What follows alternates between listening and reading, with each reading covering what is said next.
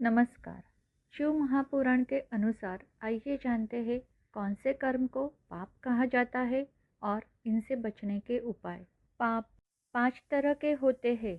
मनुष्य को लगता है कि वह किसी के साथ भी अन्याय नहीं कर रहा है तो वह पाप से मुक्त रहेगा, लेकिन जाने अनजाने वह कोई ऐसा कर्म करता है जिससे उसके हाथ पाप हो जाता है या वो पाप का भागीदारी हो जाता है। इसलिए हम उन कर्मों के बारे में जानने की कोशिश करेंगे ताकि ऐसे पापों से हम हमेशा बचे रहें। मानसिक पाप। मानसिक पाप का मतलब मन में आने वाले गलत विचार। वो किसी भी प्रकार के हो सकते हैं। भले ही आप मन में गलत विचार करके उस विचार अनुसार कोई गलत काम ना करें, फिर भी आप पाप के भागी बन जाते हैं।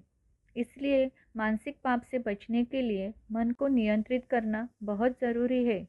मन को नियंत्रित करने के लिए योग और ध्यान का इस्तेमाल करें। भगवान की आराधना करें ताकि मन में हमेशा अच्छे और शुद्ध विचार आए। वाचिक पाप।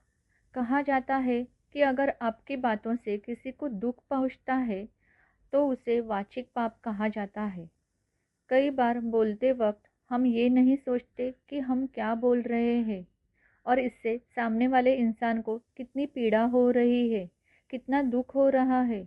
कठोर और मिथ्या भाषण भी इसी पाप की श्रेणी में आता है।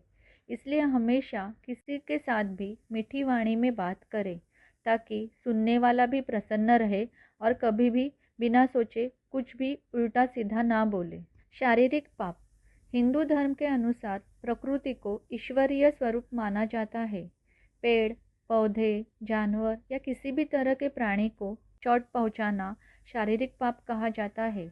इसके अलावा कई बार हमारे पैरों के नीचे आने से छोटे जानवरों की मौत हो जाती है, उसे भी शारीरिक पाप कहा जाता है। आपके शरीर से यदि किसी को कष्ट पहुँचे तो वह शारीरिक कष्ट की श्रेणी में आता है। इसलिए हमेशा अपनी ताकत का गलत इस्तेमाल ना करें, बल्कि शरीर की उस शक्ति का उपयोग लोगों की मदद के लिए करें और ईश्वर ने बनाई हुई हर चीज़ का सम्मान करें। निंदा करने का पाप। यदि आप किसी व्यक्ति की पीठ पीछे उसकी चुगली या बुराई करते हैं तो इसे निंदा करने का पाप कहा जाता है।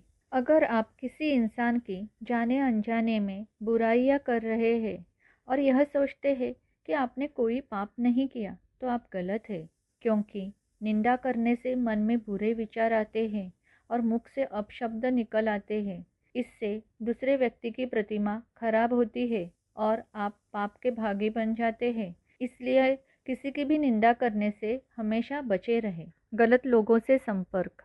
भगवान शिव के अनुसार पापियों के साथ रहने वालों को और उनको साथ देने वालों को भी पापी माना जाता है। मदिरापन करना, चोरी करना, हत्या करना, व्यभिचार करना, यह सब पापी है, लेकिन ऐसे काम करने वालों के साथ रहना भी किसी पाप से कम नहीं है। इसलिए पाप कर्म करने वालों से दूर रहे और हमेशा अच्छे कर्म करते रहो।